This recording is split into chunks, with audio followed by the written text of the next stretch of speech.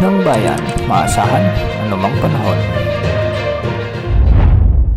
Magandang oras po sa ating lahat. Narito na ang pinakahuling update sa magiging lagay ng ating panahon ngayon at sa susunod na 24 oras. Sa kasalukuyan ay may LPA pa rin tayong minomonitor sa silangan ng Central Luzon at huli itong namatan ng Pag-asa sa layong 920 kilometers silangan nga ng Central Luzon. Samantala, southwest monsoon o hanging habagat naman ang nakakaapekto sa Visayas, Mindanao, sa nalalabing bahagi ng Central Luzon at Southern Luzon. Dahil nga sa pag-iral ng LPA o dahil nga sa epekto ng LPA, asahan na ang mga pag-ulan o kalat-kalat na pag-ulan dulot ng trough nito sa Bicol Region, Aurora at Quezon Province. Kaya ang mga lugar na ito ay pinapayuhang maging alerto sa banta ng mga pagbaha o pagguho ng lupa, lalo na kung may mga katamtaman hanggang sa kung minsan ay malalakas na pag-ulan. Samantala, dahil naman sa pag-iral ng habagat o southwest monsoon ay magiging maulap naman ang mga kalangitan na may mga kalat-kalat na pag-ulan at thunderstorms sa Metro Manila,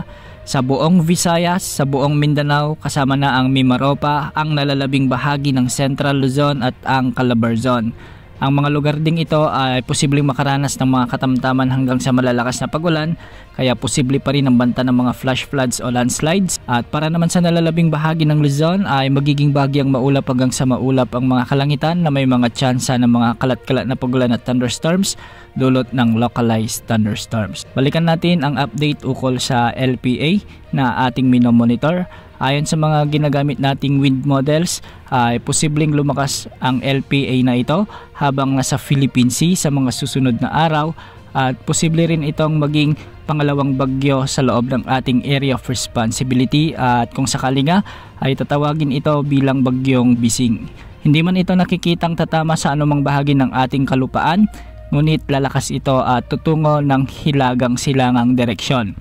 Asahan na iiral din o asahan na hihilain nito ang malakas na pagbugso ng habagat na siyang magpapaulan naman sa kanlurang bahagi ng Visayas, Mindanao at Southern Luzon sa mga susunod na araw.